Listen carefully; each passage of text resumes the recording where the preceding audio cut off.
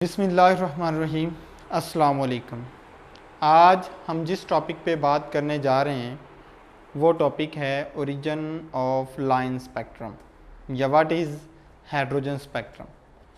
तो basically hydrogen spectrum या line spectrum बनता कैसे है, जब हम हाइड्रोजन गैस को किसी डिस्चार्ज ट्यूब में फिल करते हैं लो प्रेशर पे और फिर हम उसे एक इलेक्ट्रिक डिस्चार्ज या हीट करते हैं, तो उसमें जो इलेक्ट्रॉन मौजूद है वो इलेक्ट्रॉन के एक्साइटेशन और डी एक्साइटेशन से जो है एक स्पेक्ट्रम हमें हासिल होता है। पहले उस इलेक्ट्रॉन ने एनर्जी को अब्जॉर्ब करना है, रेडिएशन को अब्जॉर्ब करना है, वो अपने ग्राउंड स्टेट से हायर एनर्जी लेवल पे चला जाता है। इस प्रोसेस को हम कहते हैं एक्साइटेशन। और जब वो वापस आता है, जितनी एनर्जी उसने अब्जॉर्ब की होती है उतनी ही एनर्जी उसने रिलीज़ करनी है, अमिट करनी है। और उस अमिटेड लाइट की फ्रीक्वेंसी, उसकी वेवलेंथ को जब हम मेजर करते हैं उसे हमें एटॉमिक एमिशन स्पेक्ट्रम मिलता है। इसे हम कहते हैं ओरिजिन ऑफ लाइन स्पेक्ट्रम। ठीक है। अब ये जो लाइन स्पेक्ट्रम होता है, बेसिकली जब हम इसे हाई रिजॉल्विंग पावर स्पेक्ट्रोमीटर में ऑब्जर्व करते हैं तो हमें हर एक लाइन जो है वो बहुत सारी लाइनों में डिवाइड नज़र आती है। उन लाइंस को एक सीरीज़ में तकसीम किया जाता है, डिवाइड किया जाता है। उन सीरीज़ को हम नाम देते हैं स्पेक्ट्रल सीरीज़। वो जो स्पेक्ट्रल लाइंस बनती हैं हाई रिजॉल्विंग स्पेक्ट्रोमीटर के अंदर, उन लाइनों की जो सीरीज़ होती है उस सीरीज़ को हम कहते हैं स्पेक्ट्रल सीरीज़। और स्पेक्ट्रल सीरीज़ हमारे पास जो हैं वो 5 हैं। कौन कौन सी हैं जी? लाइमन सीरीज़ है, बाल्मर सीरीज़ है, पास्कन, ब्रैकेट एंड फंड सीरीज़। ये हमारे पास जो है 5 सीरीज़ हैं। अब अगर हम बात करें लाइमन सीरीज़ की, लाइमन सीरीज़ कब बनती है या लाइमन सीरीज़ को कब ऑब्जर्व किया जाता है, तो हम कहते हैं जब किसी भी हायर एनर्जी लेवल से इलेक्ट्रॉन जो है वो पहले ऑर्बिट में वापस आता है। ठीक है। अगर किसी भी हायर एनर्जी लेवल से दूसरे से, तीसरे से या फोर्थ, फिफ्थ ऑर्बिट में से किसी ऑर्बिट में से फर्स्ट ऑर्बिट में वापस आता है, तो हमारे पास जो लाइंस आएंगी, जो सीरीज़ बनेगी, उसे हम कहते हैं लाइमन सीरीज़। और सेम एज इट, जब वो किसी भी हायर एनर्जी लेवल से दूसरे में आएगा तो बाल्मर, उसी के बाद पास्कन, अगर तीसरे में आता है तो पास्कन, अगर चौथे में आता है तो ब्रैकेट, और अगर आखिरी जो हम कह सकते हैं फिफ्थ ऑर्बिट में आके रुकता है तब उसे हम कहते हैं फंड सीरीज़ या फंड सीरीज़, उसे हम नाम देते हैं। ठीक है। तो ये हमारा जो टॉपिक था ओरिजिन ऑफ लाइन स्पेक्ट्रम या ओरिजिन ऑफ हाइड्रोजन स्पेक्ट्रम। तो हमारा जो टॉपिक है ओरिजिन ऑफ लाइन स्पेक्ट्रम या हाइड्रोजन स्पेक्ट्रम। तो क्या है लाइन स्पेक्ट्रम का ओरिजिन? जब एक हाइड्रोजन गैस हमने फिल की हुई है डिस्चार्ज ट्यूब में लो प्रेशर पे, और हम वहाँ से हमें क्या हासिल होती है, एक ब्लूइश लाइट अमिट होती है। कब? जब इलेक्ट्रॉन जो हैं हाइड्रोजन के पहले एक्साइट होंगे फिर डी एक्साइट होते हैं, तब ब्लू कलर की लाइट अमिट होती है हमारे पास। ठीक है।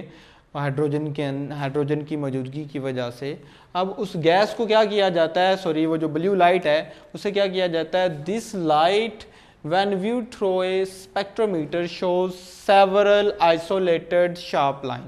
वो जो ब्लू लाइट होगी उसे हम हाई रिजॉल्विंग स्पेक्ट्रोमीटर में जब ऑब्जर्व करते हैं तो बहुत सी लाइनें हमें नज़र आती हैं। पहले एक ही लाइन है, ठीक है, लेकिन बाद में जब हम उसको स्पेक्ट्रोमीटर में ऑब्जर्व करते हैं तो बहुत सारी लाइंस नज़र आती हैं।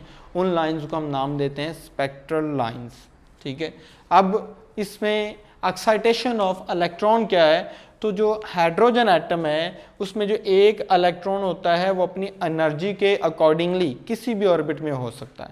ग्राउंड स्टेट वो उसकी जो हालत होगी, जो उसकी स्टेट होगी, उसे हम कहते हैं ग्राउंड स्टेट इलेक्ट्रॉनिक कन्फिग्रेशन, जहाँ पे वो नॉर्मली एग्जिस्ट करता है। जब हम हाइड्रोजन गैस को हीट करते हैं या उसे इलेक्ट्रिक डिस्चार्ज प्रोवाइड करते हैं तब उसका जो इलेक्ट्रॉन है वो लोअर ऑर्बिट से हायर ऑर्बिट में चला जाता है। कब? जब उसने एनर्जी को अब्जॉर्ब करना है। लेकिन हायर एनर्जी लेवल पे वो स्टेबल नहीं होता। स्टेबल होने के लिए फिर वो क्या करता है, अब इलेक्ट्रॉन जो है उसकी हम डी एक्साइटेशन करवाते हैं। डी एक्साइटेशन मतलब जितनी एनर्जी वो अब्जॉर्ब करके हायर एनर्जी लेवल में गया है, सेम अमाउंट ऑफ एनर्जी जो है उसने रिलीज़ करनी है और वो वापस अपनी ग्राउंड स्टेट में वापस आता है। इस प्रोसेस को हम कहते हैं डी एक्साइटेशन ऑफ इलेक्ट्रॉन। जब वो वापस आ रहा है, जितनी एनर्जी उसने अमिट करनी है उससे हमें एमिशन स्पेक्ट्रम ऑब्टेन होगा। एमिशन स्पेक्ट्रम ऑफ हाइड्रोजन जो है वो ऑब्टेन होता है।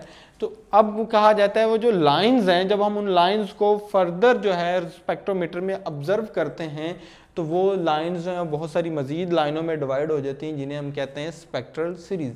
The emission of radiation when electron comes back to lower shell produce spectral lines in the spectrum, these are called spectral series. वो जो लाइनों की सीरीज होगी जो हाई रिजॉल्विंग पावर स्पेक्ट्रोमीटर में हम ऑब्जर्व करेंगे, वो लाइनें जो हैं उनकी सीरीज क्या कहलाएगी? Spectral series. और हमारे पास जो है वो 5 स्पेक्ट्रल सीरीज हैं, जिनमें फर्स्ट ऑफ ऑल है लाइमन सीरीज। ये किस रीजन में एग्जिस्ट करती है? अल्ट्रा वायलेट रीजन में एग्जिस्ट करती है। और ये हमें लाइमन सीरीज कब ऑब्टेन होती है? The spectral lines of Lyman series are produced when electron jumps from n2 to n1, जब वो हायर ऑर्बिट से लोअर ऑर्बिट में आता है। लेकिन हायर ऑर्बिट वो कौन कौन से हो सकते हैं? हायर ऑर्बिट जो है वो सेकंड भी हो सकता है, थर्ड भी, फोर्थ भी, फिफ्थ भी, कोई भी हो सकता है, लेकिन उसने वापस पहले ऑर्बिट में आना है। n1 की वैल्यू जो है वो 1 है, जो वो सबसे पहले ऑर्बिट में वापस आएगा। जब जो हमारे पास सीरीज आएगी वो कौन सी होगी? लाइमन सीरीज होगी। उसके बाद है जी बाल्मर सीरीज। बाल्मर सीरीज जो है वो विजिबल रीजन में होती है। अब ये कब होती है ऑब्टेन? जब इलेक्ट्रॉन जो है वो हायर ऑर्बिट में से जंप करता है लोअर ऑर्बिट, और लोअर ऑर्बिट कौन सा होगा? सेकंड। जो लाइमन सीरीज है उसमें लोअर ऑर्बिट पहला होता है, जबकि जो बाल्मर सीरीज है उसमें लोअर ऑर्बिट कौन सा होगा? सेकंड ऑर्बिट होगा। तब जो हमें सीरीज जो लाइंस जो अमिट होती हैं वो कौन सी क्या कहलाती हैं? Balmer series. और ये लाइमन, बाल्मर बेसिकली ये साइंटिस्ट के नेम हैं जिन्होंने इनको सबसे पहले ऑब्जर्व किया। सेम एज इट हमारे पास पास्कन सीरीज है, सेम एज इट हमारे पास ब्रैकेट सीरीज है, फंड सीरीज है। अब पास्कन सीरीज ये तब हमें ऑब्टेन होती है जब इलेक्ट्रॉन किसी भी हायर ऑर्बिट से थर्ड ऑर्बिट में आता है। उसका जो ग्राउंड स्टेट होगी वो थर्ड ऑर्बिट में होगी। अगर फोर्थ ऑर्बिट में वो वापस आता है तब हमारे पास ब्रैकेट सीरीज है, और जब फिफ्थ ऑर्बिट में वापस आएगा तब उसे हम फंड सीरीज का नाम दे रहे हैं।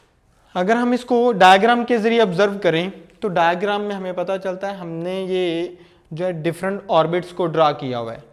First orbit, second orbit, third, fourth, fifth, six, seventh and infinity point. ठीक है। अब सबसे पहले हमारे पास लाइमन सीरीज है। जब किसी भी ऑर्बिट से फॉर एग्जांपल 7 से वो पहले में आए, 6 ऑर्बिट से पहले में आए, फिफ्थ से आए, फोर्थ, थर्ड या सेकंड से, जब वो पहले फर्स्ट ऑर्बिट में आता है तब जो हमारे पास सीरीज आती है उसे हम नाम देते हैं लाइमन सीरीज।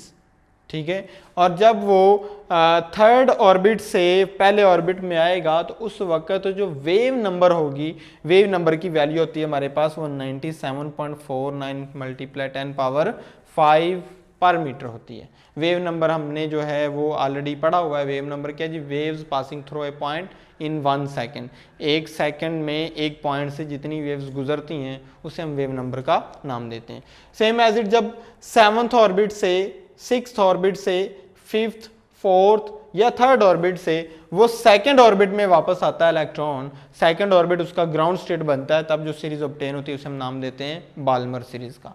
और सेम एज इट हमारे पास जब वो 3rd ऑर्बिट में वापस आएगा पास्कन, जब वो 4th ऑर्बिट में आएगा तो ब्रैकेट सीरीज, और जब वो 5th ऑर्बिट में वापस आ रहा होगा तो उसे हम क्या नाम देते हैं?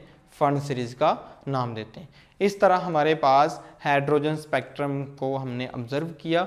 ठीक है। और हमने हाइड्रोजन स्पेक्ट्रम को जब मज़ीद ऑब्जर्व किया तो हमें पता चला कि इसमें मज़ीद सीरीज़ भी हैं जो हमें बहुत सारी इंफॉर्मेशन प्रोवाइड करती हैं।